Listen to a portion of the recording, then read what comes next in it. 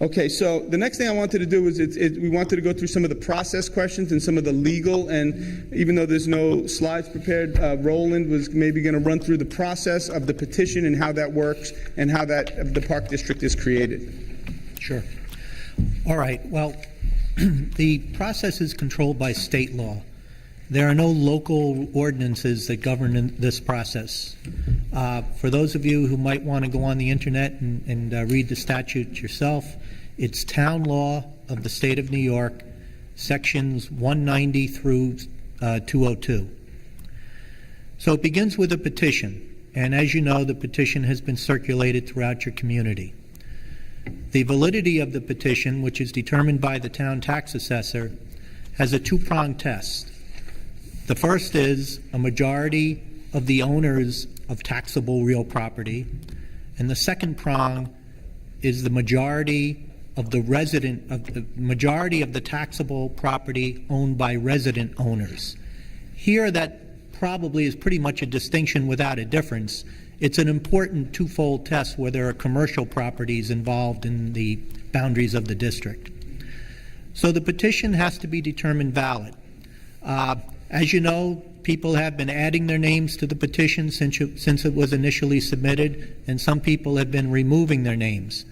We've been advised by the State Comptroller's Office, which oversees this process, that up until the time that the town board determines to schedule a public hearing, this is an informational meeting, but a formal public hearing, that process of adding signatures and removing signatures can continue. But on the eve of when the town board should set that date for a public hearing, no longer will signatures be capable of being added or removed. The petition is frozen at that point for a determination by the town board. So the town board proceeds and has its public hearing. It might be one night, it might be a series of nights.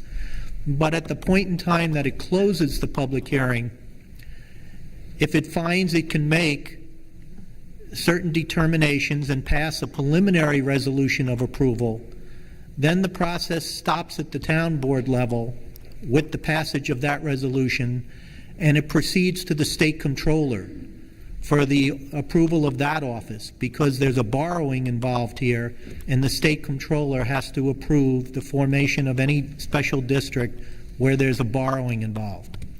So the town board has to make an application to the state comptroller for approval to form this district. That process generally takes about 3 months. If the state comptroller, and that office usually comes back and asks for additional information, so it's a give and take process. But should the state comptroller's office at the end of the day adopt an order approving the formation of the district, then the process shifts back to the town board, and it can adopt a final order. Once that final order is adopted, then the district is formally established, and it can go forward and apply for grant money, and it of course can go forward and borrow the money and start the construction process that's intended. One of the questions that's been asked is what should happen if the budget that's approved, if it's approved, should be exceeded. Well, it's not possible legally to spend more than what was put forth in the petition and which you all ascribed to for the scope of work that was described in the petition. In the event additional money would need to be expended, we'd have to go through this entire process a second time to determine whether or not through those supplementary proceedings you would approve of the additional expenditure. So there's no risk in the process of there being one budget in the petition and then you find out that the actual expenditure far exceeded that. Not without coming back to you for an additional approval. So that's the process that unfolds, the legal process.